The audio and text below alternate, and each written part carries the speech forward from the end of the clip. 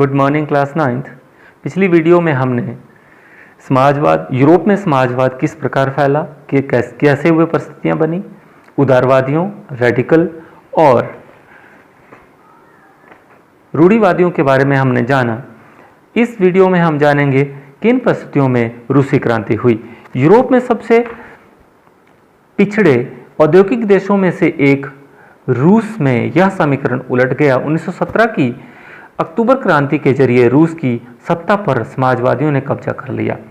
फरवरी 1917 में राजशाही के पतन और अक्टूबर की घटनाओं को ही अक्टूबर क्रांति कहा जाता है। ऐसा कैसे हुआ? क्रांति के समय रूस के सामाजिक और राजनीतिक हालात कैसे थे? इन सवालों का जवाब ढूंढने के लिए आइए क्रांति के कुछ साल पहले की स्थितियों पर नजर डालें। रूसी साम्राज्य 1914 में रूस और उनके पूरे साम्राज्य पर जार निकोलस द्वितीय का शासन था। मास्को के आसपास पड़ने वाले भूक्षेत्र के अलावा आज का फिनलैंड, लताविया, लिथुआनिया, एस्टोनिया और पोलैंड, यूक्रेन व बेलारूस के कुछ हिस्से रूसी साम्राज्य के अंग थे।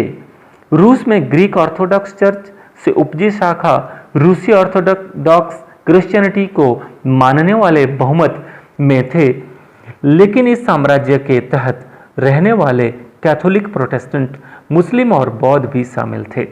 अर्थव्यवस्था और समाज। 20वीं सदी की शुरुआत में रूस की आबादी का एक बहुत बड़ा हिस्सा खेतीबाड़ी से जुड़ा हुआ था।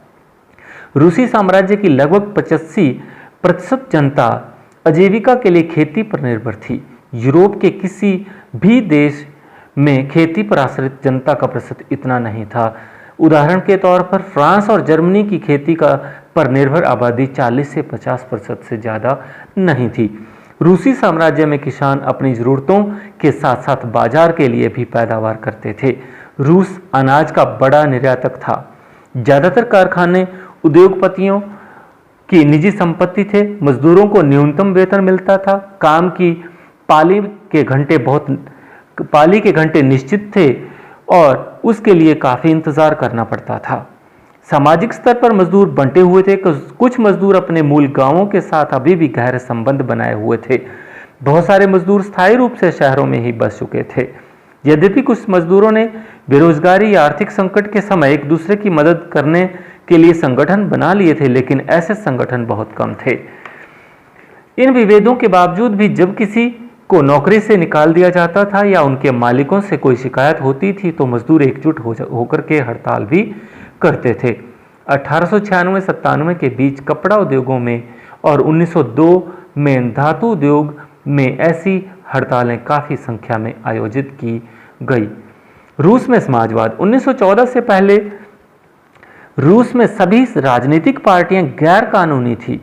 मार्क्स के विचार को मानने वाले समाजवादियों ने 1898 में Russian social democratic works party, रूसी सामाजिक लोकतांत्रिक श्रमिक पार्टी का गठन किया। सरकारी आतंक के कारण इस पार्टी को गैर कानूनी संगठन के रूप में काम करना पड़ता था। इस पार्टी का एक अखबार निकलता था। उसने मजदूरों को संगठित किया था और हड़ताल आदि कार्यक्रम आयोजित किए थे। रूसी समाजवादियों को लगता था कि रूसी किसान जिस तरह समय समय पर जमीन बांटते हैं, उससे पता चलता है कि वह स्वाभाविक रूप से समाजवादी भावना वाले लोग हैं। उथल पुथल का समय। 1905 की क्रांति। रूस एक निरंकुश राजशाही था। अन्य यूरोपीय शासकों के विपरीत 20वीं सदी की शुरुआत में भी जार राष्ट्रीय संसद के अधीन नहीं था। उदारवादियों ने इस स्थिति को खत्म करने के लिए बड़े पैमाने पर मुहिम चलाई। 1905 की क्रांति के दौरान उन्होंने संविधान की रचना के लिए सोशल डेमोक्रेटिक और समाजवादी क्रांतिकारियों को साथ लेकर किसानों और मजदूरों के बीच काफ़ी काम किया। रूसी साम्राज्य के तहत उन्हें राष्ट्रवादियों जैसे पोलैंड में और इस्लाम के आधुनिकीकरण के समर्थक जदीदियों, मुस्लिम बहुल इलाकों में एक का भी समर्थन मिला। रूसी मजदूरों के लिए 1904 का साल बहुत बुरा रहा। जरूरी चीज़ों की कीमतें इतनी तेजी से बढ़ी कि वास्तविक वेतन के 20% तक की गिरावट आ गई। उसी समय मजदूर संगठनों की सदस्यता में भी तेजी से वृद्धि हुई। इसी दौरान जब पादरी गैपोन के नेतृत्व में मजदूरों का एक जुलूस विंटर पैलेस जार का महल के सामने पहुंचा तो पुलिस और कॉसेक्स ने मजदूरों पर हमला बोल दिया। इस घटना में 100 से ज्यादा मजदूर मारे गए और लगभग 300 घायल हुए। 1905 की क्रांति की शुरुआत इसी घटना से हुई थी। सारे देश में हड़तालें होने लगी। जब नागरिक स्वतंत्रता के अभाव का विरोध करते हुए विद्यार्थी अपनी कक्षाओं का बहिष्कार करने लगे तो विश्वविद्यालय भी बंद कर दिए गए। वकीलों, डॉक्टरों, इंजीनियरों और अन्य मध्यम वर्गीय कामगारों ने संविधान सभा के गठन की मांग करते हुए यूनियन ऑफ यूनियंस की स्थापना कर दी। पहला विश्व युद्ध और रूसी साम्राज्य। 1914 में दो यूरोपीय गठबंधनों के बीच युद्ध छिड़ गया। एक खेमे में जर्मनी, ऑस्ट्रिया और तुर्की केंद्रीय शक्तियां थे और दूसरे खेमे में फ्रांस, ब्रिटेन और रूस के बाद इटली और रोमानिया भी इस खेमे में शामिल हो गए थे। इन सभी देशों के पास विशाल वैश्विक साम्राज्य थे, इसलिए यूरोप के साथ साथ यह युद्ध यूरोप के बाहर भी फैल गया था। इसी युद्ध को पहला विश्व युद्ध कहा जाता है। इस युद्ध को शुरू में रूसियों का काफी समर्थन मिला। जनता ने जार का साथ दिया, लेकिन जैसे जैसे युद्ध लंबा खिंचता गया, जार और ड्यूमा में मौजूद मुख्य पार्टियों से सलाह लेना छोड़ दिया। उसके प्रति जन समर्थन कम होने लग गया। प्रथम विश्व युद्ध में पूर्वी मोर्चे पर चल रही लड़ाई पश्चिमी मोर्चे की लड़ाई से भिन्न थी। पश्चिम में सैनिक पूर्वी फ्रांस की सीमा पर बनी खाइयों से लड़ाई लड़ रहे थे, जबकि पूर्वी मोर्चे पर सेना ने काफी बड़ा फासला तय कर लिया था। इस मोर्चे पर सारे सैनिक मौत के मुंह में जा चुके थे। युद्ध में से उद्योगों पर बुरा असर पड़ा। रूस ने अपने उद्योग तो वैसे भी बहुत कम थे, अब तो बाहर से मिलने वाली आपूर्ति भी बंद हो गई, क्योंकि बाल्टिक समुद्र में जिस रास्ते विदेशी औद्योगिक सामान आते थे उस पर जर्मनी का कब्जा हो गया था। इसलिए रूस की सारी वर्कशॉप ठप होने लगी। 1916 की सर्दियों में रोटी की दुकान पर अक्सर दंगे होने लग गए थे। पेट्रोग्राद की फरवरी क्रांति। सन 1917 में सर्दियों में राजधानी पेट्रोग्राद की हालत बहुत खराब हो गए थे।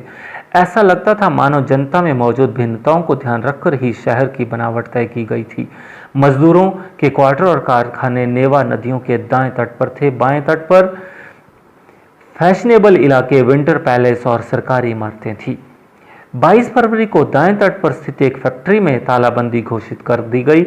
अगले दिन इस फैक्ट्री के मजदूरों ने समर्थन में 50 फैक्ट्रियों के मजदूरों ने भी हड़ताल का ऐलान कर दिया।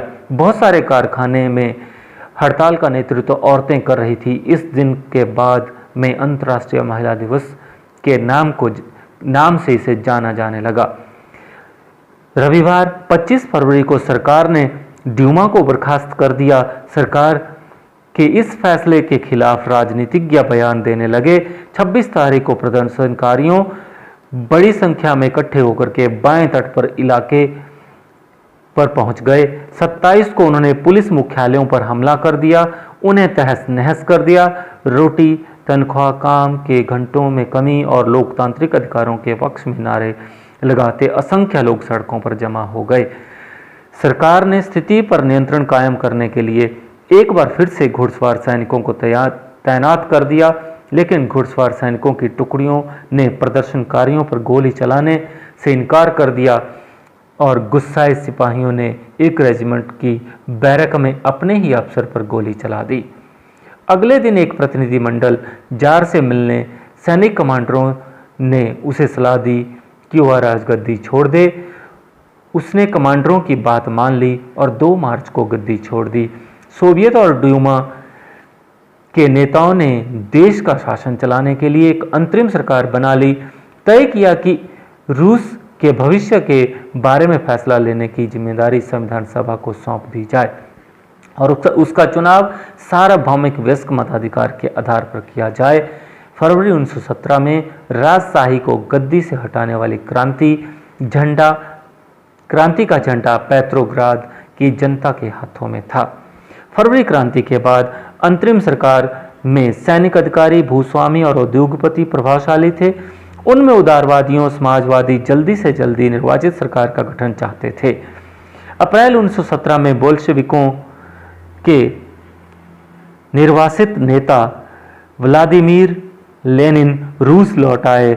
लेनिन के नेतृत्व में बोल्शेविक सरकार 1914 के युद्ध का विरोध कर रहे थे। उनका कहना था कि अब सोवियतों को सत्ता अपने हाथों में ले लेनी चाहिए। बाकी का हिस्सा पाठ का हम अगली वीडियो में जानेंगे। कृपया घर पे रहें, सुरक्षित रहें, कोरोना से स्वयं को बचाएं।